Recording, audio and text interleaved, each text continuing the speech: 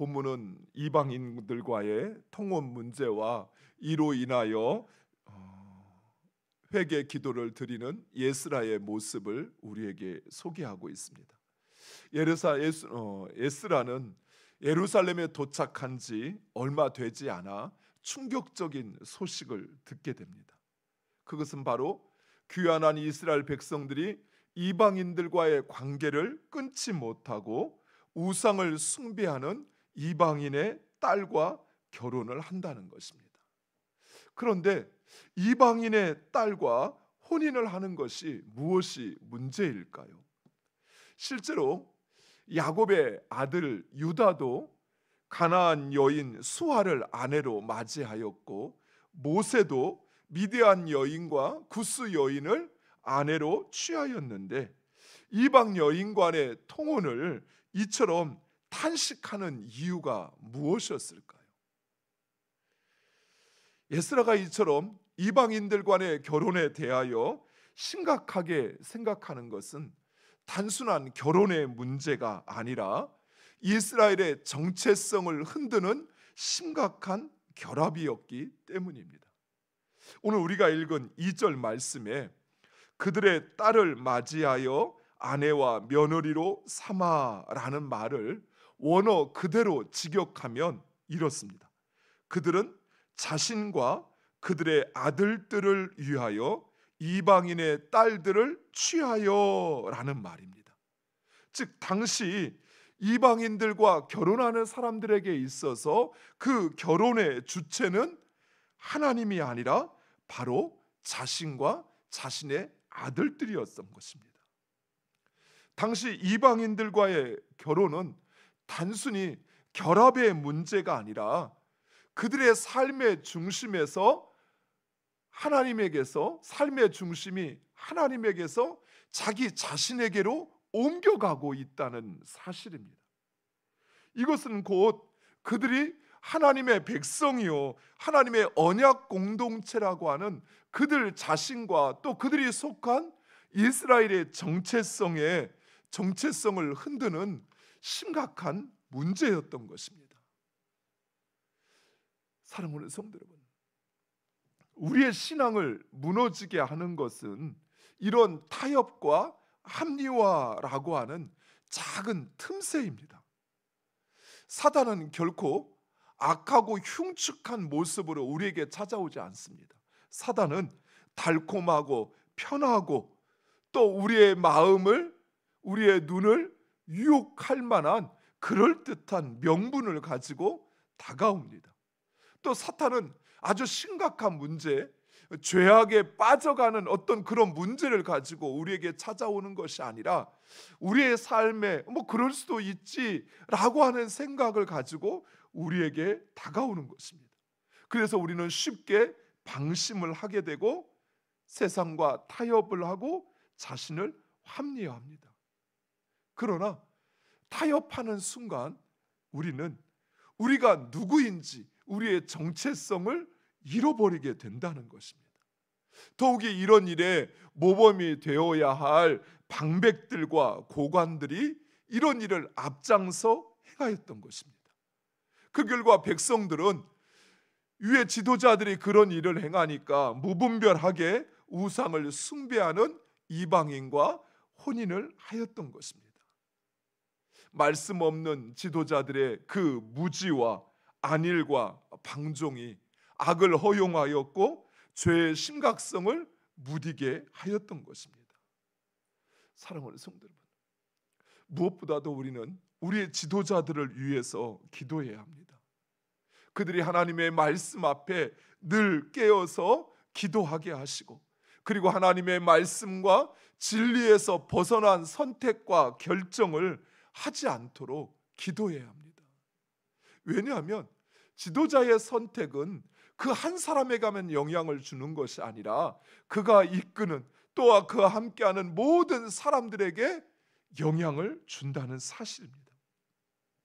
예스라는 이스라엘 백성들이 이방인들과 통혼을 한다는 소식을 듣자마자 겉옷과 속옷을 찢고 머리카락을 쥐어뜯었습니다. 일반적으로 통회하고 회개하는 일이 있을 때 선지자들은 겉옷을 찢었습니다. 그런데 예스라는 지금 속옷까지 찢으며 자기 머리카락을 쥐어뜯고 있습니다. 마치 자신의 문제인 것처럼 슬퍼하고 애통하고 있는 것입니다. 무엇보다도 예스라는 이스라엘 백성들이 그 멸망과 또 이방 땅에서 당한 그 고통스러운 시간을 너무나도 쉽게 잊어버리고 죄의 유혹에 빠진 백성들로 인해서 탄식하고 분노하고 있는 것입니다. 즉 그들이 나라를 잃고 땅을 잃고 가족과 형제들로부터 강제적으로 떨어져 이방 땅에서 70년을 또 150년을 살아야 했던 이유는 바로 그 죄를 쉽게 여기고 그것을 행하였기 때문입니다. 더욱이 이런 악한 일을 지도자들이 주도하고 있다는 사실에 예스라는 망연자실하였습니다. 사랑하는 성도 여러분, 죄의 유혹에 대해서 우리는 너무 쉽고 또 그것을 간단하게 생각하면 안 됩니다. 죄는 우리가 생각하는 것보다 그 뿌리가 깊습니다. 겉으로 드러나는 것은 정말 일부분이에요. 그것을 제거한다고 해서 죄가 없어지지 않아요. 다시 또 우리의 삶에 우리의 정체성을 흔드는 그런 유혹과 도전이 찾아온다는 사실입니다. 그런데 이런 예스라를 위로하는 사람들이 있었습니다. 그들은 바로 여호와를 경외하는 자들이요 나라의 미래를 염려하는 자들이었습니다. 무엇보다도 그들은 이런 사실로 인하여 아파하면서도 예스라를 중심으로 그 개혁을 도모하고자 하는 사람들이었습니다. 사랑하는 성도 여러분, 이처럼 아무리 죄악이 관영하고 또 사람들의 생각이 악할지라도 하나님은 하나님의 편에 서 있는 사람들을 반드시 남겨두신다는 사실입니다. 엘리야 시절 모든 사람들이 바알 앞에 엎드렸을지만 그러나 그 바알에게 엎드리지 않은 7,000명을 남겨두었던 것처럼 세상이 모두 그렇게 죄의 흐름 속에 빠져 있는 것 같아도 그래도 그 신앙을 지키고 그 믿음 가운데 살려고 하는 사람들을 반드시 남겨두십니다. 따라서 우리는 어떤 상황에서도 절망하지 말고 우리가 가야 할 그 길을 가야 합니다.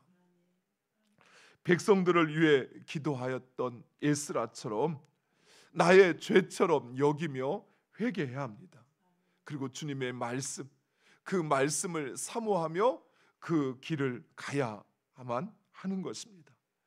사랑하는 성도 여러분, 오늘날 우리는 참으로 혼탁하고 어두운 시대 가운데 살고 있습니다. 심지어 빛이라 자처하는 이들조차도 어둠과 쉽게 타협하고 물들어가고 있습니다. 이 시대 가운데 하나님이 우리에게 요구하시는 것은 무엇일까요? 그것은 바로 이 시대를 위하여 예스라와 같이 눈물과 탄식으로 회개하는 사람입니다. 또한 하나님의 그 말씀을 끝까지 지키며 그 말씀을 따라 사는 이들, 하나님은 여전히 그들을 찾고 계시고 그들을 통해서 하나님의 역사를 이루어 가십니다.